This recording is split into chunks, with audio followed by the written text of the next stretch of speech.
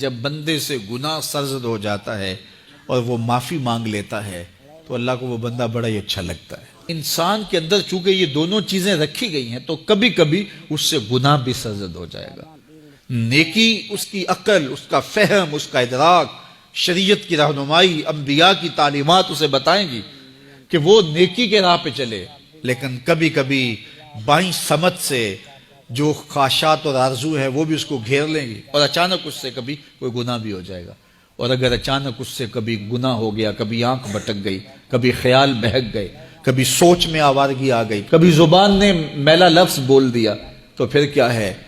پھر فوری معافی مانگ لے۔ مومن جب گناہ کرتا ہے تو ایسی کیفیت ہوتی ہے جیسے ابھی احد پہاڑ تلے آ گیا ہے، اگر اس نے توبہ نہ کی تو کچل دیا جائے گا۔ اللہ اکبر! تو پھر فوری معافی مانگتا ہے تو یہ اللہ کو بڑا ہی اچھا لگتا ہے۔ اللہ کہتا ہے فرشتوں سے کہ دیکھو میرا بندہ آخر میری دہلیز پہ آیا نا، تم گواہ ہو جو میں نے اس کے سارے گناہ معاف کر دیے۔ تو گناہ کے بعد جو شرمندگی ہے، دیکھیے ایک اور جملہ کہتا ہوں، نیکی کرنے کے بعد جو تکبر پیدا ہوتا ہے، میں بڑی نیکی کر لی ہے، اور باقیوں کو بندہ حقیر سمجھنے لگتا ہے، اور اس سے کوئی غلطی سرزد ہو جائے اس کے بعد شرمندگی ہوتی ہے اور اپنے آپ کو چھوٹا سمجھنے لگتا ہے اور اللہ سے معافی مانگتا ہے، تو اس نیکی کرنے کے بعد وہ جو آپ کے اندر تکبر اور رعونت اور عجب پیدا ہوا، اس سے کہیں بہتر ہے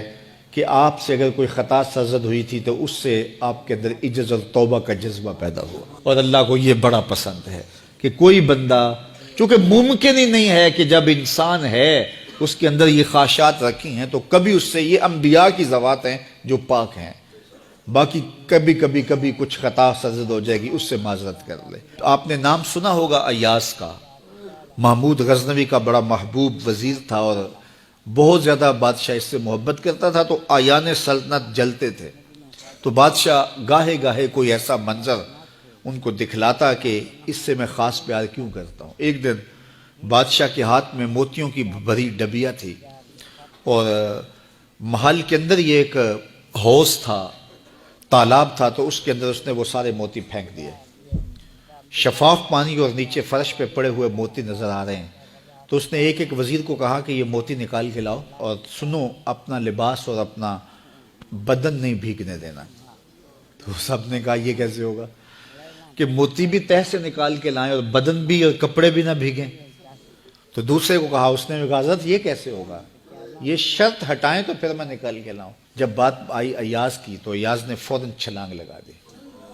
موتی پکڑے، ڈھونڈے، ہتھیلی میں لیے اور کانپتے ہوئے بدن کے ساتھ بادشاہ کے سامنے پیش ہوا، حضور یہ لے لیجئے۔ بادشاہ غصے میں تھا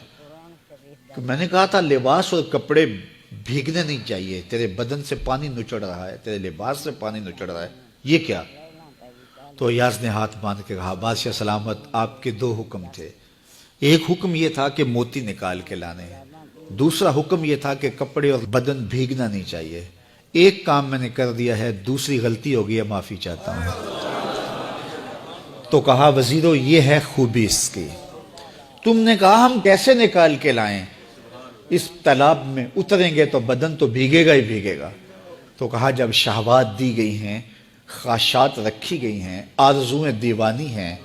اور پھر اس کائنات کے اندر رہ کر کے حضرت انسان کبھی تو اس تالاب کی غلاظت سے اپنے آپ کو بھر ہی دے گا، تو پھر کمال کیا ہے کہ نیکی کے پھول پیش کر دے، سجدے کے موتی پیش کر دے، رکوع اور قیام کے موتی پیش کر دے، ہمدردی انسانیت کے ساتھ پیار کے موتی پیش کر دے، سارے موتی پیش کرے، پھر مالک کا جلال کہ تیرے کپڑے کیوں بھیگے، یہ گناہ کیوں کیا، یہ گناہ کیوں کیا، ہاتھ جوڑ کے کہے مالک اس کی معافی مانگ، تو اللہ تعالیٰ پچھلے گناہ نہ صرف معاف کرتا ہے بلکہ ان گناہوں کو نیکیوں میں تبدیل کرتا ہے۔